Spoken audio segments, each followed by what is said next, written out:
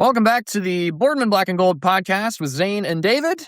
Hope you guys got a chance to listen to our episode from last week where we dived into the games that we have attended, the Steelers games that we have attended. That was a very fun episode to record. Both David and I really enjoyed that one and reminiscing on all the things we got to experience at Steelers games, some at Heinz Field, some not at Heinz Field.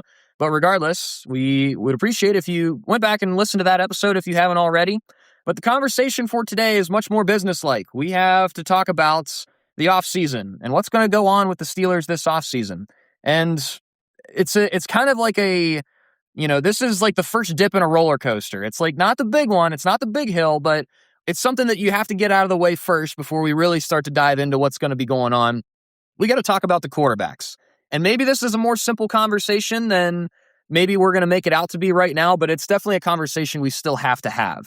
So, David, let's get your first thoughts on what the quarterback situation is even like right now, because as of right now, the quarterbacks under contract that the Steelers have at their disposal are Mason Rudolph and Will Howard. Those are the only two under contract. Now, our good friend Aaron Rodgers is part of that equation because obviously Mike McCarthy's there. But what do you think about the quarterback room and the situation that we've got going on right now?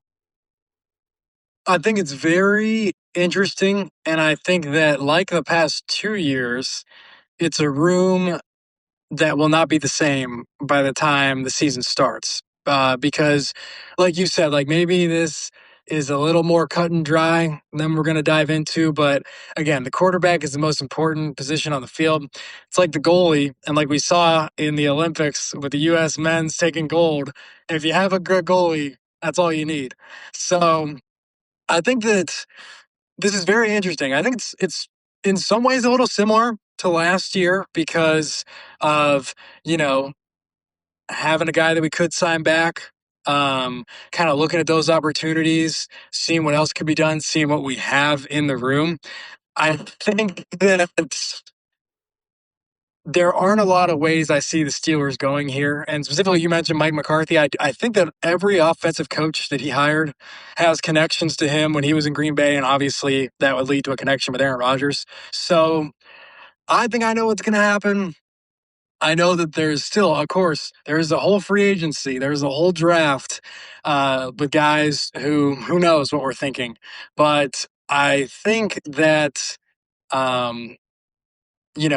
it's going to be a while before Aaron Rodgers lets us know what he's doing. But I could already put $1 down for what I think he's going to do. I can probably say the same thing. And truly, I hope that it doesn't take nearly as long this time. I mean, I'm pretty sure that Aaron Rodgers is going to be the quarterback again. I can't imagine that they would go out and get Mike McCarthy and him not just come back, especially, after the whole thing where it's like, oh, well, I wanted to be here with Mike Tomlin, and now it's like, oh, my old buddy's back, so maybe this gives me some incentive to come back. And I'm looking at it, too. This year's free agent pool of quarterbacks is like, let me read you these names. The first name is, indeed, Aaron Rodgers. There's Daniel Jones, who's coming off of a horrific injury. And then get this name. Russell Wilson. Whoa. Russell Wilson, David. How about it? Come on. Oh, man, I'd be more enticed by if Justin Fields was a free agent. Oh, my goodness. You know me. I like, he's that one player that I just, for some reason, cannot let go. Are you going to let go of him eventually? Because you're going to have to, I think, right? He's right now on my IR roster for my fantasy football league, or our fantasy football league. Once I have to actually put him back in the lineup, I'll probably have to say goodbye. But it'll be parting. I've been rooting for him since 2019, and so it'll be hard. But gonna say goodbye to him. Russell Wilson's a lot easier to say goodbye to. Yeah, I was actually listening to last year's quarterback episode that we did, and the whole talk of it was, are we going to bring back Russ or are we going to bring back Fields? And we made one mention composite between the two of us of Aaron Rodgers. We harped on it for maybe a combined 12 seconds, and then we just moved on and we're like, no, it's going to be one of the other two. Sure enough, that didn't happen. Now, if that happens this year, after this whole conversation's over, with all the people that we mentioned, and it's just something that we didn't even think of, I would be legitimately shocked. Like, I can't fathom the options that we're going to be putting on the table are not the ending option for what we end up doing. No, I absolutely agree. I think it's like when it comes to free agency, there's only one name, and it's Aaron Rodgers. And I think that, yeah, again, I'll be shocked if he doesn't come back. And I think that, though, one thing he does have to think about is, and you mentioned it, how heavy he played up the I want to be here for Mike Tomlin. And it's okay. It is Mike McCarthy. You guys did have a great run together, but like you were so heavy on like, this is the guy I want to be under. He had been there for 19 years. So you're probably thinking I can do whatever. Like I can be here as long as I want and he'll still be here. And that is not the case, shocking all of us. And so I think that he has a lot of thinking to do. I do think he'll come back because he wants to win. And I think that like, you know, he's one of those guys I feel like that wants to go out on a big season, on a good season, and he hasn't really had one in a while. And so, looking at these 10 free agent names, none of them make me happy. The only one that like I'd entertain for a little bit, but also I'm like, okay, I don't really know if this is a good pick, a good like I don't want us to do this. But the only name where my reaction would be better than oh gosh is Malik Willis, and that would be it. And I know he's our Liberty guy, so I want to know what you think of that. Okay, so many months ago, maybe not many months ago, but a couple months ago, I floated out the idea that there is only one quarterback that I would like to be the Steelers' next quarterback if we were to go this specific route. And part of my rationale was because I don't really like anybody in this upcoming draft. So with that, and we'll talk about that eventually, but with that, my idea for it was Malik Willis. We've seen what he can do in a limited sample size under a good offensive mind. And the dude he flat out did what he had to do when he was with Green Bay. I mean, he was more successful than Jordan Love at times in Green Bay and doing things that, sure, Jordan Love's paid $50, $60 million a year, but Malik Willis was doing it with the same constraints and everything else that Jordan Love was operating with. So you look at that and you say, hey, I get it. He's never been a starter. He's never really gotten that opportunity, but I would say absolutely if I had a choice personally, if I had a choice between Aaron Rodgers and Malik Willis, I'm taking Malik Willis every single day of the week. And, maybe that's biased because I watched him play with my own two eyes at college, but the eye test is really working for me with Malik Willis right now. And that's like not even just at a college level, but that's at an NFL level that he's doing this type of stuff. Sure, it's small, but you can't deny what you're watching, right? I completely agree. And I think that what's encouraging about him is that the intangibles were never the question. Like he has a heck of a gun. He can run around. He makes great throws. So it's like those things were there. And then with Matt LaFleur, it was like he became the game manager, the kind of the owner of the offense that, no one was able to make him in Tennessee. And even in Tennessee, like they were in competitive games. So he definitely was passing the test this year, specifically last year when he came in too. He was passing the test. And I think that another testament is like in our fantasy group chat, we're all from Liberty, but there was a few guys in there who like don't really think Malik Willis is that good. But even in the games that he was playing, they were like, okay, like he's he's legit. He's doing the real deal. So I completely agree. And I think I'd probably be happier. Like I feel like it's almost the same story, I guess a little bit, very different, but same story of like we're both like, okay, Aaron Rodgers, Russell Wilson, you can go. But this younger guy who is extremely athletic, like let's see what we got here, especially because we got another another coach who can develop now. And he can take what's already been developed that we've seen and completely like make it better and make Malik Willis better. And so, yeah, I mean, it'd be an interesting full circle to see us skip him in the draft and then sign him in free agency, what, like 5 years later, something like that? Yeah, I mean, that's the idea. I just really like the idea, especially like what you said about McCarthy as opposed to Tomlin, his ability to develop quarterbacks. I mean, you see what he did with Dak Prescott with the Cowboys. I mean, that's a good quarterback. As much as he's flamed more often than not, I mean, that's a good quarterback. I think anybody would be pretty okay with having Dak as their guy. Same type of thing here. It's like, yes, Aaron Rodgers, he's 42 years old. Like at some point, the Steelers are going to have to get over their obsession with going with these veterans. And, Russell Wilson, great. Aaron Rodgers, great. Are we really going to run it back with Aaron Rodgers? Because how much can we really improve over last year? And again, it's like, I get it. Aaron Rodgers is probably not going to cost you a lot of money, but have we already seen his ceiling? And that's the whole thing is like, I don't think we've even seen Malik Willis's ceiling quite yet. We're seeing what he can be on a normal basis, but we don't even know exactly what he could truly become if he really becomes the guy, if he's the guy getting the first team reps every single week, if he's working with these guys week in and week out. I mean, it's just like you said, the intangibles. They're so real with Malik Willis. And it's a guy that I think is honestly turning heads in the NFL realm at large because I think, and I don't know if I can verify this, but I saw somebody say that he is the top free agent out of every single position group this offseason. Every single one. It is Malik Willis. That's insane. That is, I mean, and think about that. If he's top rated, like to your point and what we've been saying about Mike McCarthy, like, man, like, look what he did with the young Aaron Rodgers. And it's like that this is what he does. Dak Prescott was so just like, meh, yeah, he's the Cowboys quarterback, meh, and then an MVP candidate. Like, that's what he does.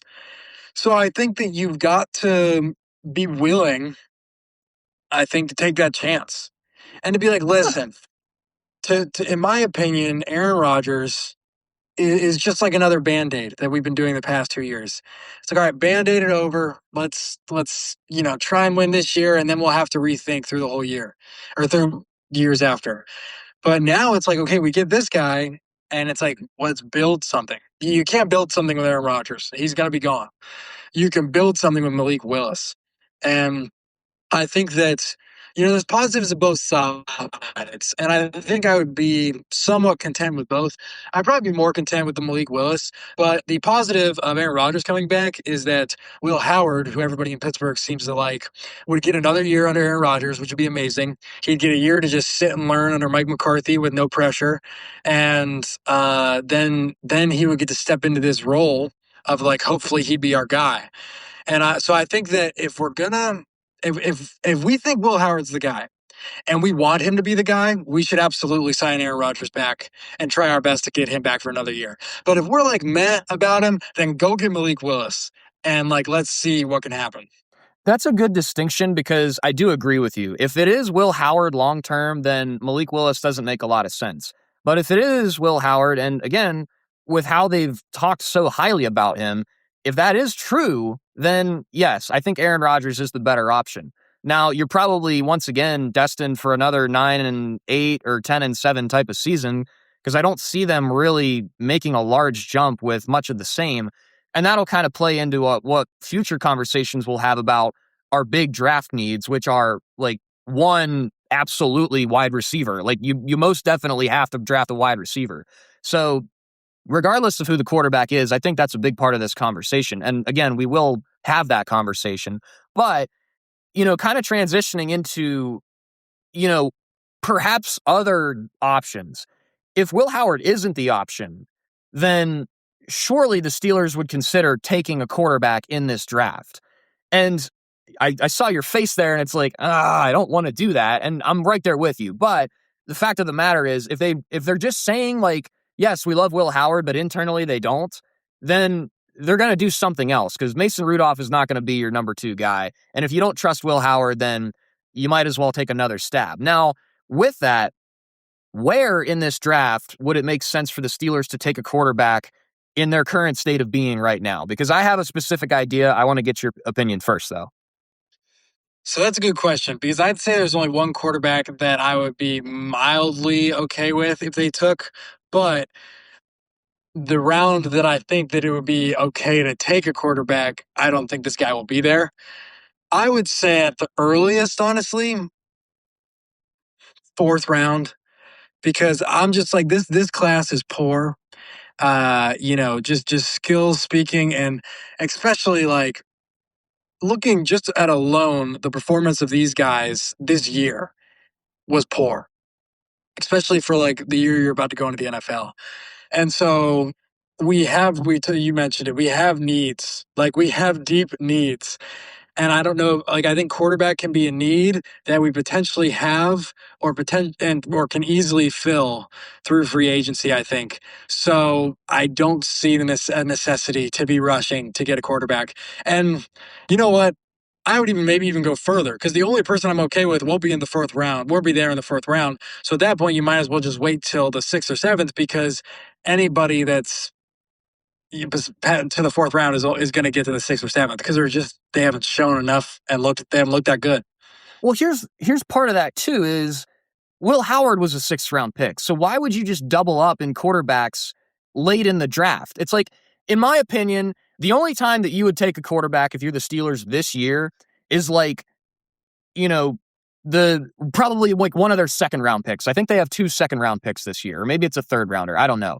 But so that 2nd round is about the only time that I would even feasibly take a quarterback. I wouldn't. I'm not saying that I would, but if I'm the Steelers, that's the only round I would do it, because if you're thinking about the talent drop-off, you've got the 2nd round. It's like, okay, this makes a lot of sense. And then you like go all the way down to the 6th round, where we did take Will Howard last year. In my mind, it's like, why would we take quarterbacks in the 6th round back-to-back years when we could just not take a quarterback at all and fill that with something else niche that we need? Does that make sense?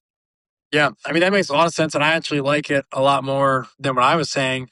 And I think that that's true. I think that's a good point. Like, if we're not going to get it there, we shouldn't get him at all.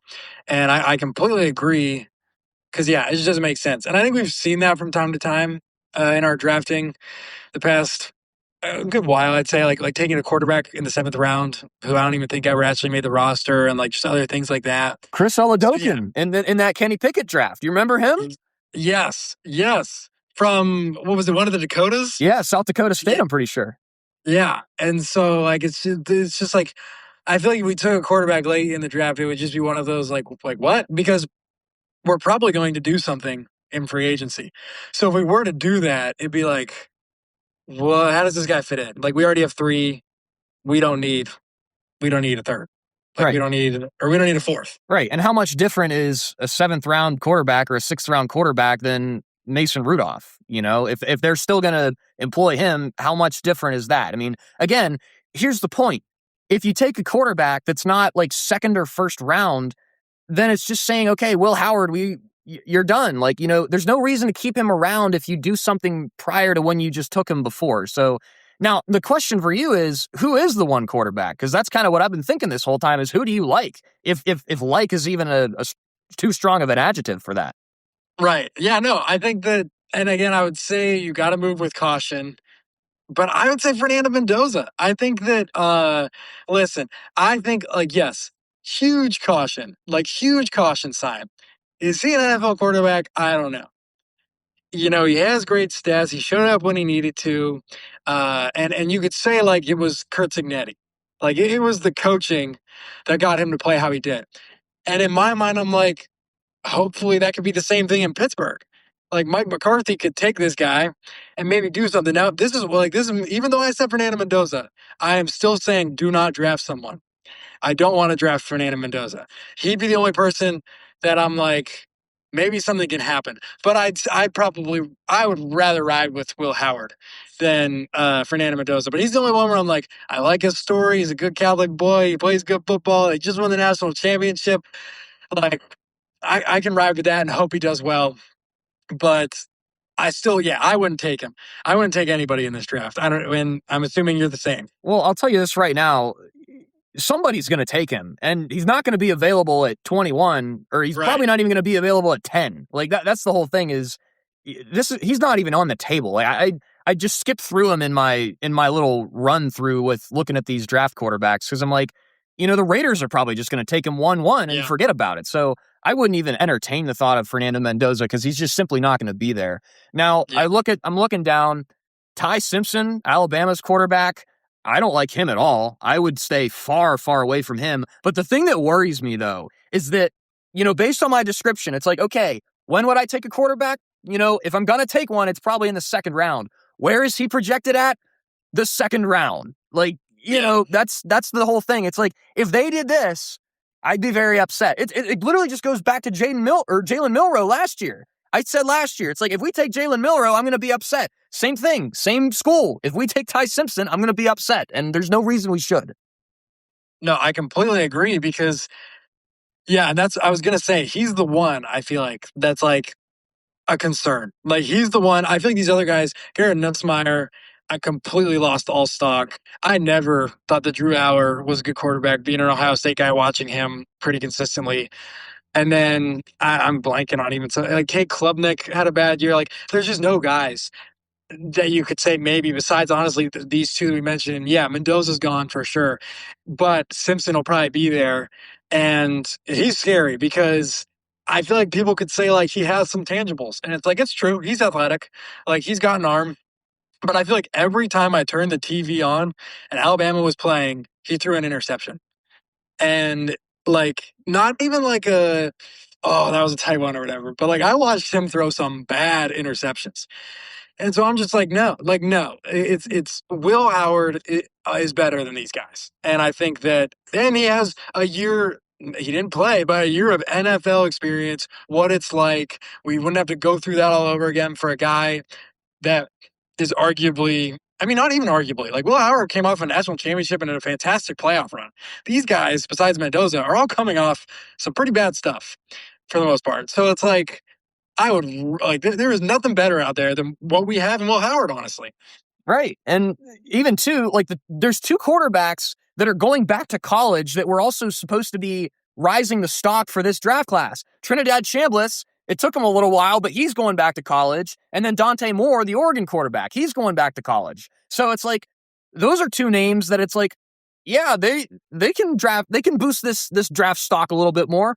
They're not even there anymore. I think Dante Moore probably would have been the second quarterback taken off the table. And when I'm looking down this list and I see that Ty Simpson is the second best quarterback and he's projected in the second round, it's like, stay away. Don't even entertain the thought of taking a quarterback this draft. Ride with Aaron Rodgers or go out and get Malik Willis and call it a day and just forget it. Like, just pick one of those two options and don't do anything else. Don't even think about doing anything else. Absolutely. And I think that what you just mentioned is so crucial because this is so important. And this is why we must not take a quarterback in this draft. Because one, okay, we ride with Aaron Rodgers, we ride with Malik Willis, and it works or it doesn't work. And maybe Mike McCarthy doesn't like Will Howard as much as Mike Tomlin did. And then guess what? Oh, Dante Moore and Trinidad Chambliss. Oh, they're waiting till next draft. Oh, Arch Manning is going to be a next draft. Oh, this next quarterback draft looks like it could be stacked with, at least three studs, and you've got other guys that are like, their names are rising up too. So it's like, I mean, talk about the Ohio State quarterback Julian Sand. Like, this next year's draft quarterback room is far and away, as of now. Obviously, things can change, but far and away, a million times better than the one right now. And so I was like, go try something. Go see what you got with the hand you got. And guess what? You have a pretty good quarterback draft class to fall back on next year. Right. And if you build now, then you can get the final piece then, if that really is what it comes down to. It really is what it comes down to. Like, don't jump the gun. Don't think that you have to do something just for the sake of doing it. Because I think that's what the Steelers have done historically in the last couple of years. It's like, okay, we need a quarterback. It's the year 2022. There's Kenny Pickett. He went to Pitt. He shared the same locker room as half of our guys. Like, don't do it just for the sake of doing it. You messed up then. Don't keep going back to your own fodder and doing it over and over and over again, because we've been doing that for way too long already. Absolutely. And I think that that's been the number one complaint I would probably have with Omar Khan is that he pulls the trigger too soon. Like, he makes all these moves, and it's like, if you made half of those moves, you could make one giant move and we'd be okay. Like you said, you take this year to build, you don't do anything crazy in the draft, you don't do this, and then next draft, you do something crazy, you trade up and you get one of these guys that are legit. And so I think that it's like just hang on a second. Hold on to that ace or that king. It's like just hang on and then give it all. Give it all for the big ticket. Instead of like, the buffet piece here, the buffet piece here. It's like, wait for the entree. Like, wait and then go get it. Yep. I couldn't agree more. I could not agree more. So I think we're down to two options. I think it's Malik Willis or Aaron Rodgers. And regardless of what they choose, I think it's going to be between one of those two options. And again, we go back to our initial conversation, pretty much 99% sure it's just going to be Aaron Rodgers. Would I like to see Malik Willis? Absolutely. Honestly, I'd get his jersey immediately because I was gonna get his Tennessee Titans jersey just because I was so excited that a Liberty guy got drafted and was gonna get a shot in the NFL. And I'm really glad I didn't buy that because that would have been just a ratchet thing to have in my closet. Yeah. But like a Kenny Pickett jersey. Right. Oh, you still got yours, I'm sure, though. Yeah, I gotta find something to do with it. I don't know who will take it, but there's got to be someone. Good luck, man. Good luck. Or you know what? If we sign Aaron Rodgers back, hope he wins the Super Bowl, tape over Rodgers. And there we go. I got an Aaron Rodgers Steelers jersey. There you go. Number 8. Isn't that something? I don't know. Good luck. Good luck, whatever you try to do there. I appreciate it. All right. Well, okay, last little thing. And I just a thought, and I don't really have a lot of good answers for this, but what do you think it would cost in free agency to get Malik Willis? And what type of tenure would you give him on a contract? So that's a great question. And something I saw when I was looking at the top 10 like quarterback free agents, they projected what he will be making. And this was just one website, so it could be different numbers, but they projected 2 years for $46 million, which I'm like, whoa, that's a lot of money. And like, sure, like the talk is high, but I mean, the play is still a little low. Not even, okay, the play is low. Like you played a couple games. I'm like, let's not overdo it here. I think that even though Daniel Jones had a horrific injury and I do not want him, he should be getting more money than Malik Willis because he had an unbelievable first 9 games to the season. So, and then Malik Willis had 1.5, 2 games. So it's like, I think that we could get him on a short deal, 2-3 years, and maybe pay him a little more than what Rodgers got, like yearly. So make it like a 3-year, $34 million deal. I'd be content with that, and I think that that's fair. Or maybe even make it a 2-year, maybe a 2-year, $30 million deal or $33 million deal, and then be like, listen, we'll pay you like this much right now, which is good. But if in these 2 years or even in the first year, you blow us away, boom, we'll give you the big money. And it's like, he doesn't deserve the big money now. It's like, let's give you a little something so we'll see if you can get the big money. My only concern with that is I think he's going to be a hot commodity, and I think he's going to have a bidding war going on in his regard. And here's the thing. You got to think of who else is desperate right now. You got to think of the Jets. You got to think of the Dolphins. Heck, even you think of the Raiders if they don't really like Fernando Mendoza or anybody else. Again, like if there's a team that needs a quarterback and they are any semblance of smart and they can't take Fernando Mendoza, then Malik Willis very well might be their best option, which I think is why he's projected to get that much, because I think it's just going to be a bidding war, up, and up. And I did not see that number, so I'm glad you actually had that at your disposal. In my opinion, I'd give him a 2-year, $40 million deal. I'd pay him $20 million a year. And again, this is like, okay, we've seen what you can do in a short sample size. It's very good. You did very well when you were prepared well. You did what you needed to do in some pretty crucial moments. But, would you break the bank for it? Like, if we had to chuck out, 2 years, $48 million, would you do that? Or would you just go say, okay, Aaron Rodgers, come on back? Well, it's interesting because I don't know what our cap or how much room we have right now. Let me take a look at that while you're figuring. Okay. Because what I will say is, besides wide receiver, free agent wise, maybe like O-line, I don't really know if there's many other free agents that we need to go out and get. So I don't think that we need to make a lot more room. So you could go out and get him if you wanted to, I think. Okay, so I'm looking at it now. We've got $45 million in cap space. Okay. So for a year, that's half of that. If we go out and get Malik Willis, that's about half of that.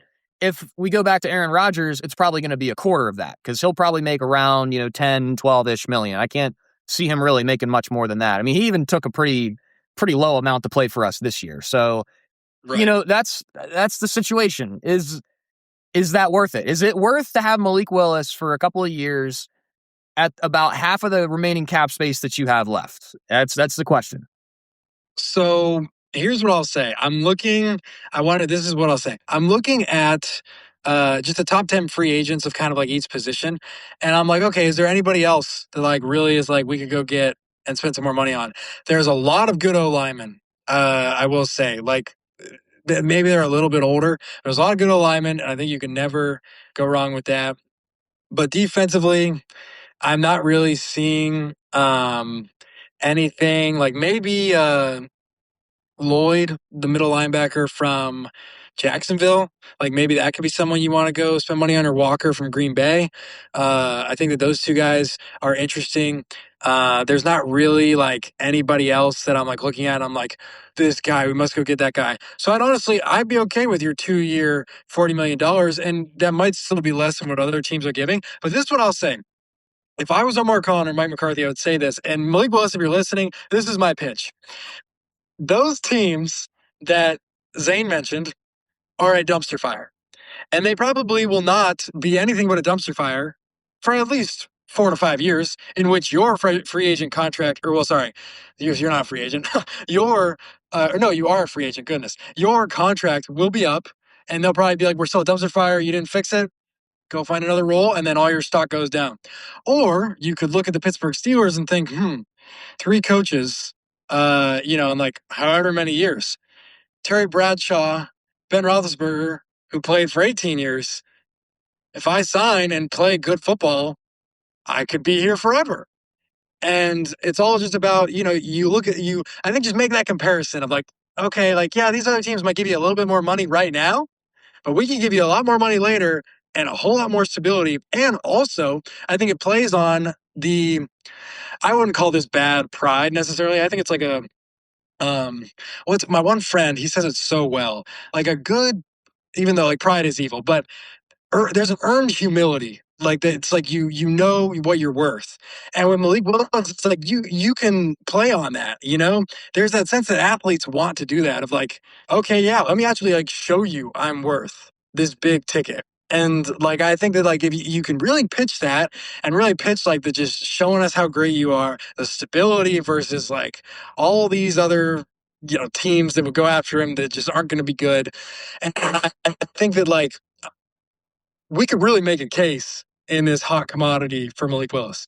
Yeah, I think that's a great point. Brand new head coach, history of developing quarterbacks, a roster that, to the outside onlooker is probably good enough to be a playoff contender. That's a good pitch. It might work. And honestly, again, if I'm a free agent, I mean, we've got even coaches. The Jets can't the Jets can't get a coach because nobody wants to coach the Jets. Like all this type of stuff. Like there are some poverty franchises out there, and some people just don't want any part of that. And frankly, I don't blame them. If I was in those shoes, I'd be like, yeah, I don't think I want to go to the Jets or the Dolphins or the Raiders. I don't want to do that. So, and I mean, we know Malik Willis, probably better than anybody else. I mean, he took a pay cut in quotation marks. He left Auburn to come to Liberty, and he was like, this is an up and coming program. They had started building before he got there. And he's like, okay, this is a chance where I can really take over and be the guy. And sure enough, he was the guy for those couple of years that he was at Liberty. It's a similar type of thing. I don't know. I think that it's maybe he does take a pay cut. If it is $48 million that he's projected, maybe he would come for 40. And if it does, then I'd be okay with that. I would be. And again, the other thing about him too, he's just a great guy. Like just a legitimately good human being. And that's the type of person that you want around, especially if he's having success actually on the field. And again, if he was to become a Steeler, I'd get his jersey immediately. Yeah. Yeah. And I think that like it's you make all great points. And I think that if people are listening to us and they're like, you're crazy, you're out of your mind. What are you guys talking about from Liberty, whatever? But I think like something to remember is that we've watched him live. And like, I remember because his last year was my wait, were you a year older than me? I am, yeah. So he was, I think I got him for 2 years because I had Caden Salter for 2 years too. So it would have been your freshman year that it was his last year. Yeah.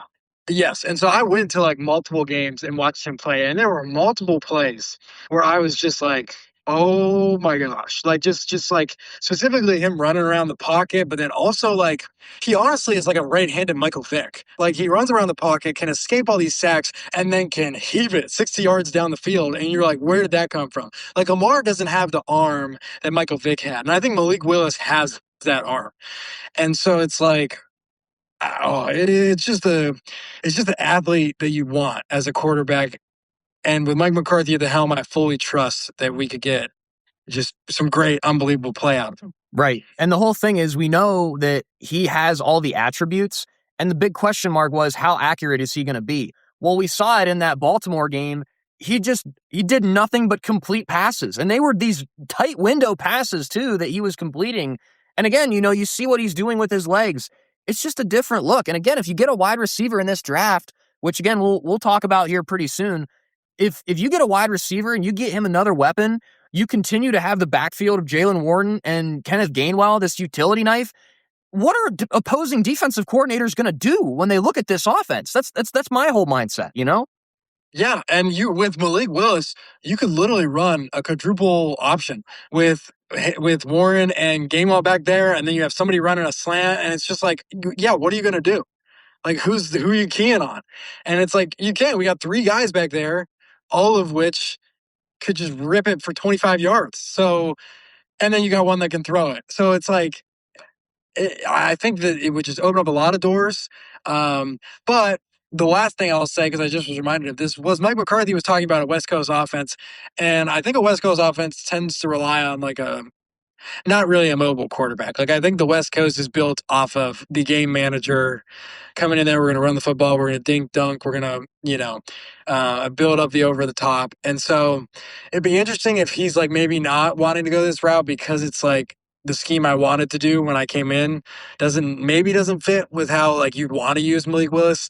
But at that point, I'd be like, just screw it. And just like, come on, bring it in and let's work around him. Well, here's what I'd say, too. And again, I think I have some footage to back it up. I think if you give him a clean pocket, that he could be a pocket passer. I mean, we've had the conversations about Lamar Jackson. It's like, oh, he's a running back. Oh, he's a running back. What did Chris Collinsworth say the entirety of that Week 18 game? It's like, when he has to be a pocket passer, he can be a pocket passer. And I think that the same thing could be true about Malik Willis. If you need him to be a pocket passer, then absolutely I think he could be. But in the event that things go absolutely wrong, he's not Aaron Rodgers. He's not going to get sacked. He's not going to just stand there. He can get out of that type of stuff. He can do stuff that Lamar Jackson can do. He can escape. He can move. He can move people with his eyes. He can throw across his body. Like, I think that even still, I think that they could do something with him even on that, that West Coast type of offense. Yeah. Yeah, I think that's a great point, and I completely agree. And so I think that, like, once again, we're not leaning towards Aaron Rodgers, and that's the truth. And I think that, we'll see what's going to happen. And if it is Aaron Rodgers, we know it's going to take a while. But Malik Willis, I feel like he's going to go quick wherever he goes. So we'll know soon kind of where we're headed, at least, hopefully. If neither of these things happen, then we're afraid going into the draft. Right, because then it's like, oh, what are you doing? Why are you doing this? Don't do this. Yes. Please stop, Yeah. Yeah. Yes. Yeah. Oh gosh. If we are quarterbackless by the draft, which is like still 2 months away, I will be horrified, to say the least. Well, oh, me too. And now another thing, you think about Kenny Pickett. Oh, he went to bed. It was in the same locker room. Oh no, guess where the draft is being held? It's in Pittsburgh. What if we got our new franchise quarterback when we were in Pittsburgh? And it's like, no, instead go get your next franchise wide receiver in Pittsburgh. And let's do that instead and just sign, seal, delivered, and we'll move on from that. Right. Go get your next Hines Ward. Go get your next Antonio Brown. That can be just as legendary as getting, Kenny Pickett or, Ben Roethlisberger. There's a pretty wide margin of stuff that we need here, and quarterback is just simply not. So, and that's a good segue into what we will eventually be talking about, because I think we've touched on it several times that probably our biggest draft need is a wide receiver, and we will be talking about that eventually. I don't know if we'll talk so much about the running backs, because I think we're pretty well set, and we might make mention of that. Maybe we might do like an episode just on like the offense in large, because I think there are some things that we do need to talk about as far as the offense goes and what options we even have at our disposal. Do we go out and we test free agency with some of these guys? Do we just go heavy into the draft? That's a question that we'll have, and we'll do the same thing for the defense as well. And time's kind of ticking here. I think in the next couple of weeks is when NFL free agency will start to get really going. So we'll start to have these conversations here pretty soon, perhaps even as early as next week. But as far as this episode, we appreciate you listening to our our 5 minutes of Aaron Rodgers talk and our 35 minutes of Malik Willis. So, I think all of our listeners, I think you know where our hearts are at. I think you also know where our minds are at too, with just what probably realistically will happen. But as far as it goes, we had to talk about this, and it's something that, is still a point of conversation, Yeah, I mean, absolutely. We talk about how insanity is doing the same thing over and over again. And it's like the last year we were talking about quarterbacks, we barely mentioned Aaron Rodgers and we're focused on these other guys. We learned nothing. This year we're focusing on other guys and we're barely mentioning Aaron Rodgers. We'll see what's going to happen. But yeah, I think that I will be happy. I'll be happy with Malik Willis. And I'll also be somewhat happy with Aaron Rodgers because then it's like, okay, we're not drafting a quarterback. And hopefully they're thinking like I'm thinking with Will Howard. Or we go into the next draft because, Ben Roethlisberger was the third quarterback taken in his draft, and he was the best one. So, if you get a draft class like that, which that draft looks to be, you can get someone really good. So we'll see. But yeah, it'll be exciting to see what happens once free agency opens. It's coming pretty quick, and the offseason will go by very quick because players sign very quickly in the NFL offseason, so we'll be sure to be covering all of that news when that time comes. But as for this episode, we're sponsored by Zeka Enterprises, crafting furniture solutions in northwestern Pennsylvania. You can call 919-406-4679 to turn your furniture problems into furniture solutions. Thanks for listening to this episode of Boardman Black and Gold. And if you haven't yet, once again, make sure you go back and listen to our fun episode that we had last week on the favorite games that myself and David have attended in person. That was a really fun episode, so make sure you go back and listen to that one. And be sure to follow us on Instagram at Boardman and Gold and keep updated with all the things that we've got going on for the podcast on a very fun off season that we've got planned. We've got a lot of special guests that are going to be coming on the podcast. We've also got some more fun episodes. Don't worry, the trivia will be coming eventually. I spared David for this week, but it will be coming. We will be testing David on his Steelers lore and knowledge here very soon. So you dodged a bullet this week, David, but we will get you very soon. Oh, you're keeping me sweating. I have to sweat for a whole nother week. At least, I'll tell you that. Oh boy. Well, thanks as always for listening to the Boardman Black and Gold podcast. Myself, Zane, joined by David DeSantis. We'll see you next time, perhaps for some trivia.